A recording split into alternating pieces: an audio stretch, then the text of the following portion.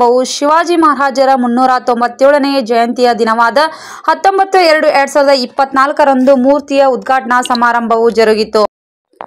ಮೂರ್ತಿಯ ಲೋಕಾರ್ಪಣೆಯನ್ನು ಶ್ರೀ ಷಟಸ್ಥಳ ಬ್ರಹ್ಮ ಶಿವಾನಂದ ಮಹಾಸ್ವಾಮಿಗಳು ಕೇದಾರಪೀಠ ಶಾಖಾಮಠ ಬೆಡಸೂರು ನೆರವೇರಿಸಿದರು.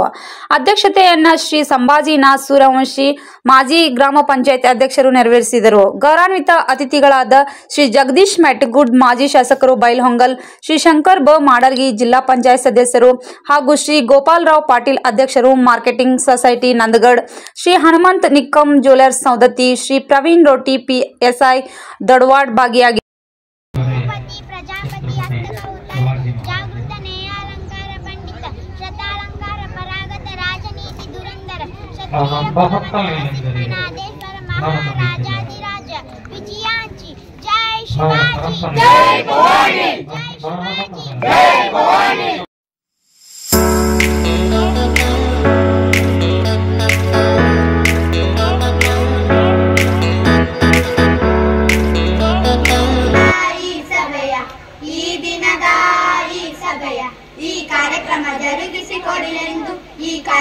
ಜರುಗಿಸಿಕೊಡಿರೆಂದು ಬಹುಗಣ್ಯರು ಇಲ್ಲಿಗೆ ಬಂದು ಈ ಕಾರ್ಯಕ್ಕೆ ಶೋಭೆ ತಂದು ಬಹುಗಣ್ಯರು ಇಲ್ಲಿಗೆ ಬಂದು ಈ ಕಾರ್ಯಕ್ಕೆ ಶೋಭೆ ತಂದು ಕದಂ ಮಹಾರಾಜ ಗಣಪತಿ ಭೂಪತಿ ಪ್ರಜಾಪತಿ ಹಸ್ತಕ ಉತ್ತಾರ ಜಾಗೃತ ನೇಯಾಲಂಕಾರ ಪಂಡಿತ ಶತಾಲಂಕಾರ ಪರಾಗತ ರಾಜನೀತಿ ದುರಂಧರ ಕ್ಷತ್ರಿಯ ಕುಲವಂತಕ ಸಿಂಹನಾದೇಶ್ವರ ಮಹಾರಾಜಾದಿರಾಜ ವಿಜಯಾಂಚಿ ಜೈ ಶಿವಾಜಿ. ಈ ಕಾರ್ಯಕ್ರಮದ ಉಪನ್ಯಾಸಕರಾಗಿ ಶ್ರೀ ಸಂತೋಷ್ ಕುಮಾರ್ ಸ್ವಾಮಿಗಳು ಹೊನ್ನಾಳಿ, ಶ್ರೀ ದುಂಡಯ್ಯ ಗು ಕುಲಕರ್ಣಿ ಶಿಕ್ಷಕರು ಭಾಗಿಯಾಗಿದ್ದರು. ಅತಿಥಿಗಳಾಗಿ ಊರಿನ ಸುತ್ತಮುತ್ತಲಿನ ಗಣ್ಯಾತಿ ಗಣ್ಯರು ಹಾಗೂ ಊರಿನ ಗಣ್ಯರು ಈ ಕಾರ್ಯಕ್ರಮದಲ್ಲಿ ಭಾಗಿಯಾಗಿದ್ದರು.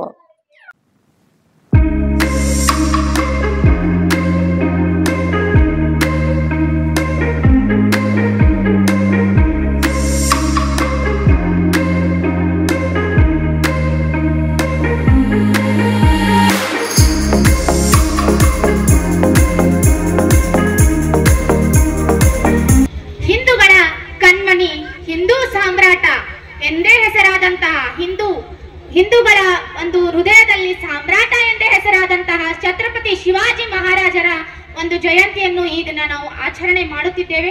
ಅದೇ ರೀತಿಯಾಗಿ ಶಿವಾಜಿ ಮಹಾರಾಜರು ಯಾರು ಎಂದು ಕೇಳಿದರೆ ಎಲ್ಲರೂ ತಲೆ ಎತ್ತಿ ಹೇಳುವಂತಹ ಗುಣದ ಇರುವಂತಹ ಶಿವಾಜಿ ಮಹಾರಾಜರ ಜಯಂತಿಯನ್ನು ಈ ದಿನ ಆಚರಣೆಯಲ್ಲಿ ನಾನು ಸಹ ಭಾಗಿಯಾಗಿದ್ದೇನೆ ಎಂದರೆ ನನಗೆ ತುಂಬಾ ಒಂದು ಕೃತಜ್ಞತೆ ಭಾವನೆಯನ್ನು ನಾನು ಎಲ್ಲರಲ್ಲಿ ಕೇಳಿಕೊಳ್ತಾ ಇದ್ದೇನೆ.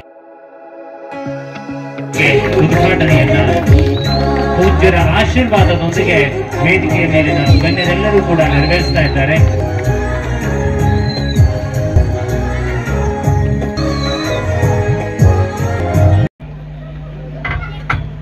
ಶಿವಾಜಿ ಮಹಾರಾಜರು ನಮ್ಮ ಭೂಮಿಗೆ ಬರಲಿಲ್ಲ ಅಂತಂದ್ರೆ ಮೊಘಲರ ಆಳ್ವಿಕೆ ಒಳಗನೆ ಇರ್ತಿತ್ತು. ಮೊಘಲರನ್ನ ಈ ದೇಶ ಬಿಟ್ಟ ಓಡಿಸಲಿಕ್ಕೆ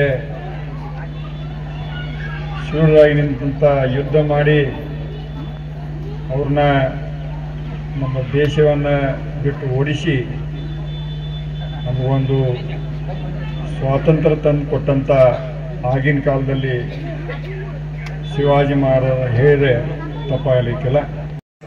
ಧರ್ಮವನ್ನು ರಕ್ಷಣೆ ಮಾಡೋಕ್ಕೋಸ್ಕರವಾಗಿ, ಸಮಾಜ ರಕ್ಷಣೆ ಮಾಡೋಕ್ಕೋಸ್ಕರವಾಗಿ, ಈ ದೈವತ್ವವನ್ನು ರಕ್ಷಣೆ ಮಾಡೋಕ್ಕೋಸ್ಕರವಾಗಿ ನಮ್ಮೆಲ್ಲರ ಹೋರಾಟ ನಿರಂತರ ಇರಬೇಕು.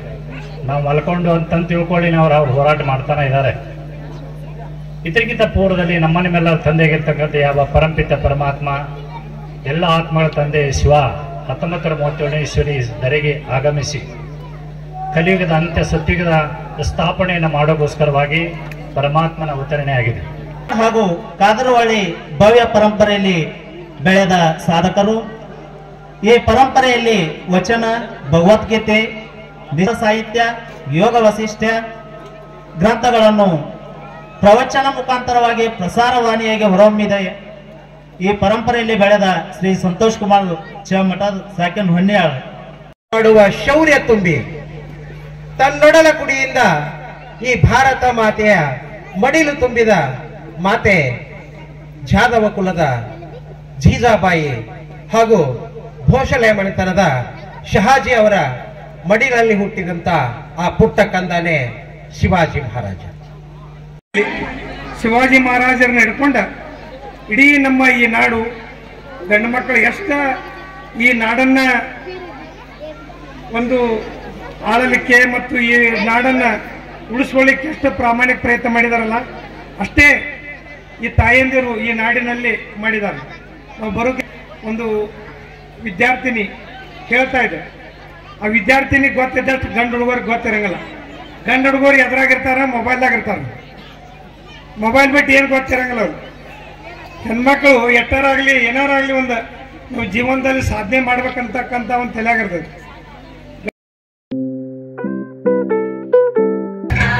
ಬಹುಶಃ ಬೂದಿಹಾಳ ಗ್ರಾಮದಲ್ಲಿ ಇಂದು ಅತ್ಯಂತ ಸಂಭ್ರಮವಾಗಿರುವಂಥ ದಿನ. ಯಾಕೆಂದರೆ ಹಿಂದೂ ಧರ್ಮವನ್ನು ರಕ್ಷಣೆಗಾಗಿ ಜನ್ಮವನ್ನು ತಾಳಿರುವಂತಹ ಛತ್ರಪತಿ ಶಿವಾಜಿ ಮಹಾರಾಜರ ಕಂಚಿನ ಪುತ್ಥಳಿ ಇವತ್ತು ಅನಾವರಣಗೊಂಡಿದೆ. ಇದು ಬೂದಿಹಾಳ ಗ್ರಾಮಸ್ಥರ ಬಹುದಿನದ ಕನಸಾಗಿತ್ತು. ಅದು ಕಾಲಾನುಕ್ರಮ ಹಾಗೆ ಉಳಿತಾ ಬಂದಿತ್ತು. ಎಲ್ಲ ಸಮಾಜದವರು ಸೇರಿಕೊಂಡು ಛತ್ರಪತಿ ಶಿವಾಜಿ ಮಹಾರಾಜರ ಕಂಚಿನ ಮೂರ್ತಿಯನ್ನು ಸ್ಥಾಪನೆ ಮಾಡಲೇಬೇಕು ಅನ್ನುವಂತಹ ಒಂದು ಹಠವನ್ನು ತೊಟ್ಟು ಇಂದು ಆ ಮಹಾನ್ ವ್ಯಕ್ತಿಯ ಕಂಚಿನ ಮೂರ್ತಿ ಇವತ್ತು ಅನಾವರಣಗೊಂಡಿದೆ.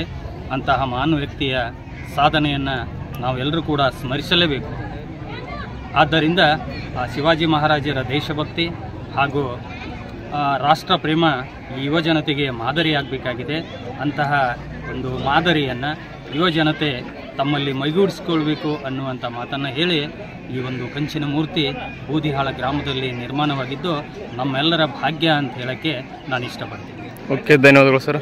ಶಿವಾಜಿ ಮೂರ್ತಿ ಪ್ರತಿಷ್ಠಾಪನೆ ಕಾರ್ಯಕ್ರಮವನ್ನು ಅಚ್ಚುಕಟ್ಟಾಗಿ ನಿರ್ವಹಿಸಿರ್ತಕ್ಕಂಥ ಎಲ್ಲ ಸಂಘಟಕರಿಗೆ ಗ್ರಾಮಸ್ಥರ ಪರವಾಗಿ ತುಂಬ ಹೃದಯದ ಧನ್ಯವಾದಗಳನ್ನು ಹೇಳುತ್ತಾ, ಈ ಒಂದು ಮೂರ್ತಿ ಪ್ರತಿಷ್ಠಾಪನೆ ನಮ್ಮೂರಿನಲ್ಲಿ ಆದದ್ದು ಎಲ್ಲರಿಗೂ ಬಹಳ ಒಂದು ಸಂತೋಷದ ಕ್ಷಣವಾಗಿದೆ ಅಂತ ಹೇಳಲಿಕ್ಕೆ ನಾನು ಇಷ್ಟಪಡ್ತೇನೆ. ಅದೇ ರೀತಿಯಾಗಿ ಈ ಒಂದು ಮೂರ್ತಿ ಪ್ರತಿಷ್ಠಾಪನೆಯಲ್ಲಿ ಪಾಲ್ಗೊಂಡಿರ್ತಕ್ಕಂಥ ಎಲ್ಲರಿಗೂ ಅಭಿನಂದನೆ ಸಲ್ಲಿಸುತ್ತಾ ನನ್ನೆರಡು ಮಾತುಗಳನ್ನು ಮುಗಿಸುತ್ತೇನೆ.